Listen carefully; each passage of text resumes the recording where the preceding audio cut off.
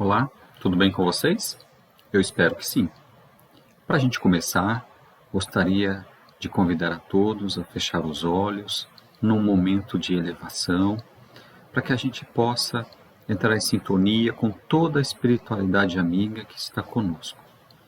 Primeiramente, o nosso anjo da guarda que cuida de nós, que está aqui ao nosso lado, sempre desejando o nosso melhor. Vamos sentindo também Maria de Nazaré, que nos envolve no seu amor de mãe, no seu manto de luz que nos acalma e conforta.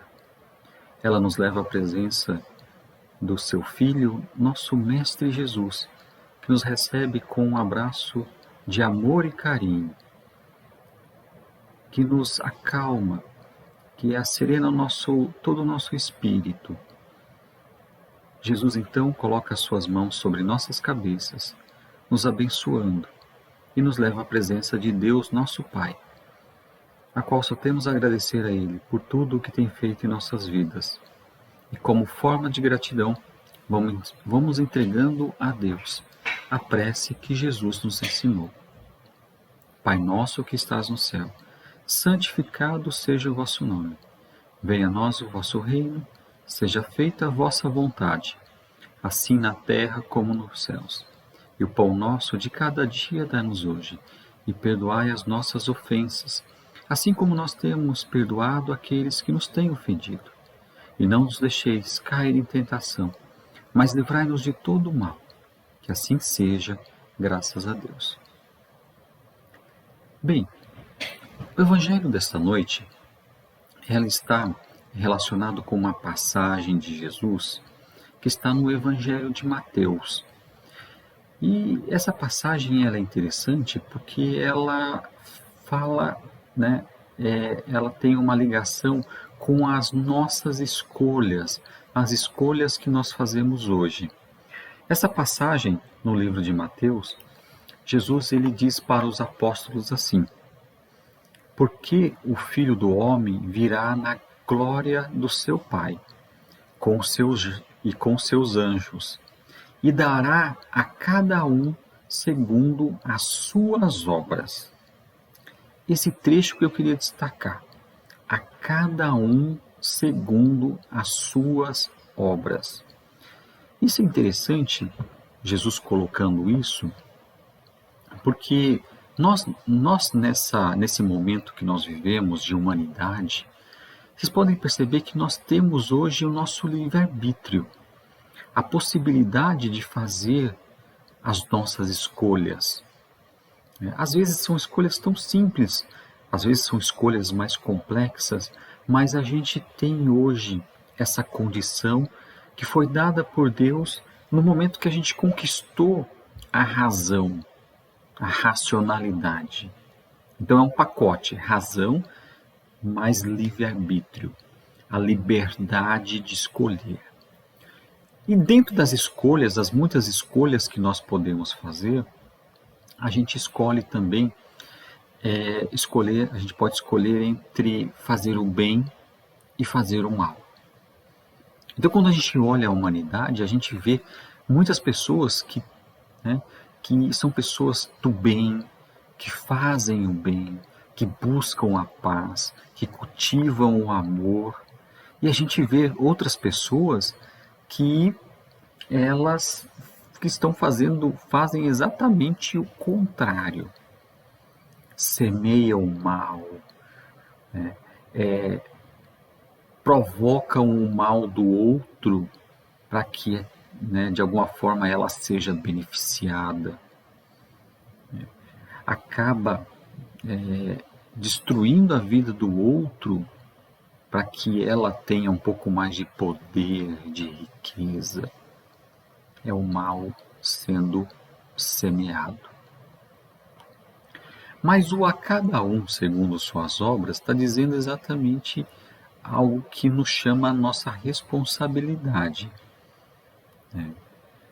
Que Jesus está falando o seguinte, que cada um vai receber de acordo com as obras que forem feitas. Feitas por quem? Por nós mesmos. Então, quando a gente vê as más escolhas que nós fazemos ou as boas escolhas que nós fazemos, isso representa as obras que Jesus está colocando nessa passagem. Dentro da doutrina espírita, a gente entende essa passagem que Jesus está colocando como a gente chama de lei de ação e reação. Essa lei é uma lei universal. Tudo aquilo que nós, todo o mal, todo pensamento, todo sentimento, toda palavra, toda atitude, tanto para o bem quanto para o mal, que nós emitimos, que nós praticamos, tudo isso é uma ação, que tudo isso em algum momento vai retornar a nós. Lembrando que a lei de ação e reação, ela não funciona somente para o mal, mas também para o bem. Então, todo mal que eu pratico, todo mau pensamento, até pensamento, palavras, atitudes, esse mal vai retornar para mim, da mesma forma que o bem também retorna. E isso faz parte, gente, de algo que é muito interessante, que faz parte da própria justiça divina. Alguém pode pensar assim, então se eu fizer o mal, esse mal vai retornar para mim? Então você está querendo dizer, Gerson, que isso aí nada mais é do que um castigo de Deus. Será que isso é um castigo de Deus? Será mesmo? Se esse mal foi plantado por mim, eu Gerson, eu fiz esse mal, e eu vou sofrer as consequências desse mal que eu fiz, será que isso é castigo? Ou é uma forma que eu, Gerson, tenho de perceber, de ver a grandeza do mal que eu cometi para com o outro? Será que isso não é uma forma de eu enxergar o mal que eu fiz, sentindo na minha própria pele aquilo que eu fiz para o próximo? Então isso não é castigo de Deus. Isso faz parte da psicologia, da pedagogia divina, que nos ensina a cada erro a traçar uma nova trajetória na nossa existência. Bem, quando a gente fala dessa lei de ação e reação, ou seja, a cada um segundo suas obras, a gente pensa assim, isso na prática. Gerson, na prática, como que a gente pode enxergar isso no nosso dia a dia, na minha vida? Porque é isso que importa. Como que age a lei de ação e reação na minha vida? Bem, a gente pode perceber de várias formas. Porque dentro da doutrina espírita tem uma passagem, tem um capítulo de um livro de Kardec, de Allan Kardec, o livro O Céu e o Inferno, de Allan Kardec. Tem um trecho desse livro que está no capítulo que fala especificamente das penas futuras, que é um trecho que fala sobre, que tem um título assim, o Código Penal da Vida Futura. Então Kardec, ele pega relatos dos espíritos desencarnados depois que eles estavam no plano espiritual e ele verifica a situação desses espíritos naquela condição. E o interessante é que ele faz um paralelo e ele identifica o seguinte, de acordo com a vida com aquele espírito teve encarnado, ele foi mais feliz ou ele foi mais triste depois do desencarne, depois da morte. E aí ele conclui algo que é fascinante. Ele diz assim, que o espírito sofre de acordo com as suas imperfeições, seja no mundo espiritual, seja no mundo corporal. Todas as misérias, todas as dificuldades que ele enfrenta na vida corpórea, são as consequências de suas próprias imperfeições. O que isso quer dizer na prática? Significa que todo o defeito, toda a imperfeição que nós temos, porque nós não somos seres perfeitos. Então, todo o defeito que nós temos, por exemplo, o orgulho, o egoísmo, vai provocar em nós, em algum momento, um sofrimento, uma dor. Bem, vou dar um exemplo para vocês. A pessoa que é desorganizada, como eu, né? Como eu. Eu sou uma pessoa desorganizada, eu assumo que eu sou desorganizado. Aí o que acontece? Eu deixo tudo para a última hora. Vai resolver as coisas tudo para a última hora. Então, você tem né, aí às vezes eu tenho um compromisso no outro dia de manhã, um compromisso de trabalho, que eu não posso perder a hora. Eu já não me organizo, eu começo, né, eu vou me organizar para aquilo, né, em cima da hora. Eu acordo de manhã, né, atrasado, porque à noite eu esqueci de colocar o despertador no horário para que eu acorde tranquilo e chegue a tempo no compromisso de trabalho. Aí eu acordo esbaforado, saio correndo, sem tomar café, né, atropelando todo mundo. Eu saio para pegar a chave do carro, não encontro a chave do carro, porque eu não sei aonde que eu coloquei a chave do carro. Aí eu começo a perder tempo procurando a chave do carro. Aí eu encontro a chave do carro e vou para o trabalho. Né? Saio correndo no trânsito, porque eu não posso perder mais tempo no trânsito. Eu passo pelo radar, tomo uma multa no radar, e aí eu começo já, né, a xingar o governo, porque é uma fábrica, uma indústria da multa. Né? Aí eu chego no trabalho, o meu chefe já está de cara feia para mim. Né? Aí um colega de trabalho me pergunta se está tudo bem, me dá bom dia, e eu já respondo, bom dia por quê? Como se a humanidade estivesse conspirando contra mim. E aí? Esse dia péssimo, quem que plantou esse dia? Não foi eu mesmo? Então a pessoa desorganizada, porque a desorganização também é um defeito, ela também faz a gente sofrer. O desorganizado sofre consequências da sua própria desorganização. Um outro exemplo, a pessoa que é impaciente, aquela pavio curto, a pessoa é pavio curto. Cutucou, ela explode. Aí, vocês podem perceber que a impaciência, o nervosismo em nós provoca reações. Olha, o nervosismo, que é uma ação, provoca reações até no nosso corpo físico. Existe até aquela chamada gastrite nervosa, que é nada mais do que o estômago refletindo, né, reagindo a uma ação do próprio espírito, que é o próprio defeito do espírito, a imperfeição do espírito, que é a impaciência, o nervosismo. Então você pode perceber que todas as situações que a gente tenta resolver com a cabeça quente, tudo aquilo que a gente faz num ato, né, de impaciência, palavras, vai gerar uma consequência negativa posterior.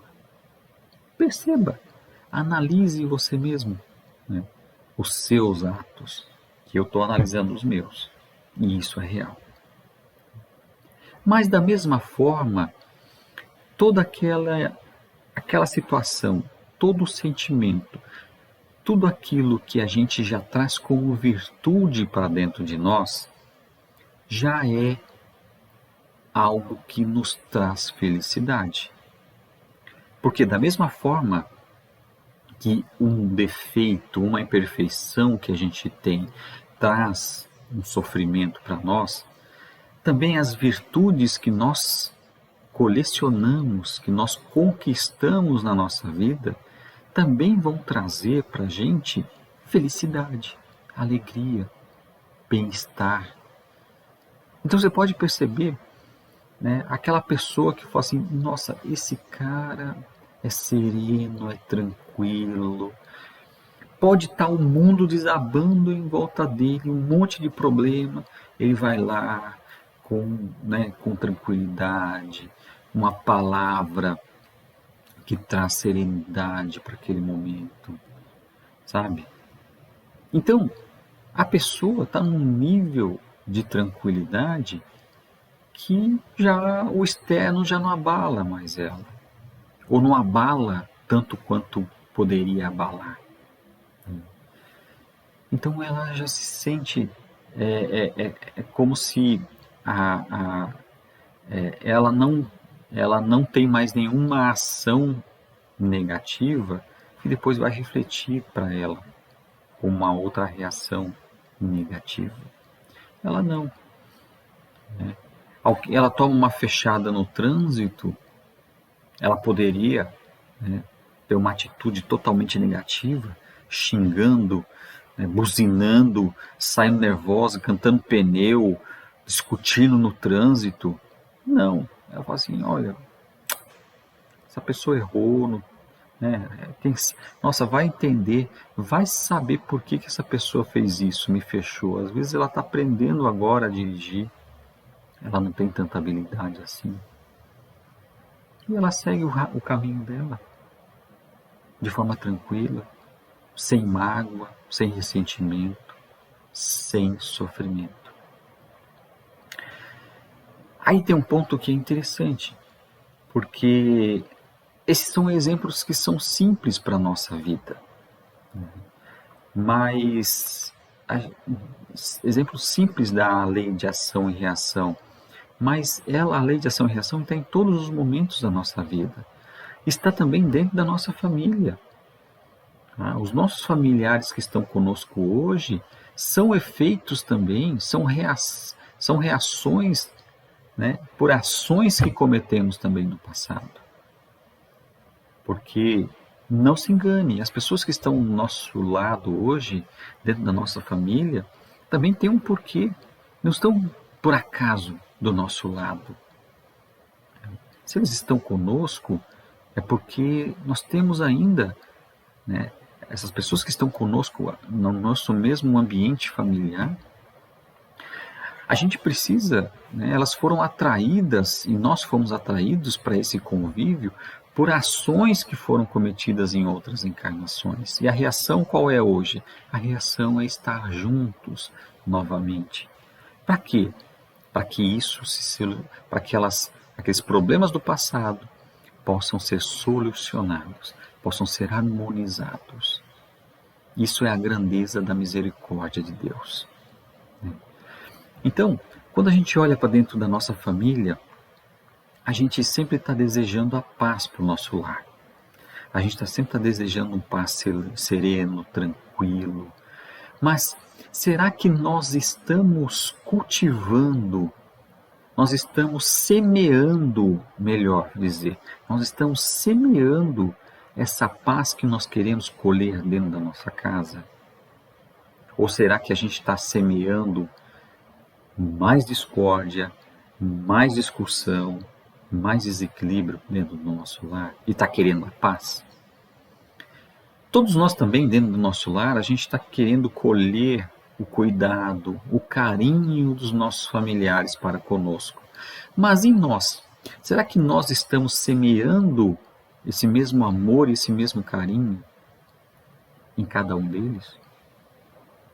Isso são perguntas que é para reflexão minha, para reflexão de cada um de vocês.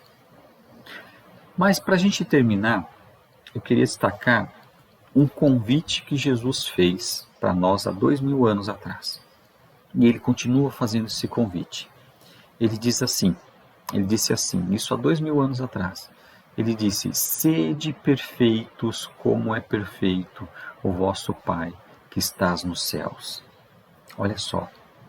Sede perfeito, seja perfeito, como é perfeito o vosso Pai que estás no céu.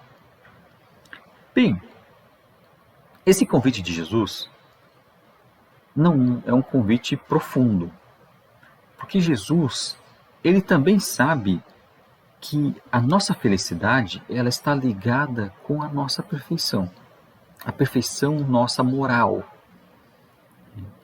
Então, o convite de Jesus é o seguinte, para a gente comece a trabalhar dentro de cada um de nós, que a gente comece a trocar os nossos defeitos, que a gente comece a enxergar aquilo que é ruim, aquilo que pode fazer mal para nós. Né? Trocar isso por uma virtude e começar, né, a gente começar a parar de semear, né? Parar de semear o mal e começar a semear o bem. Porque quanto mais bem a gente semear, mais feliz a gente vai ser. Então o convite de Jesus, quando ele diz assim, sede perfeitos, ele está falando assim, olha, vamos ser felizes.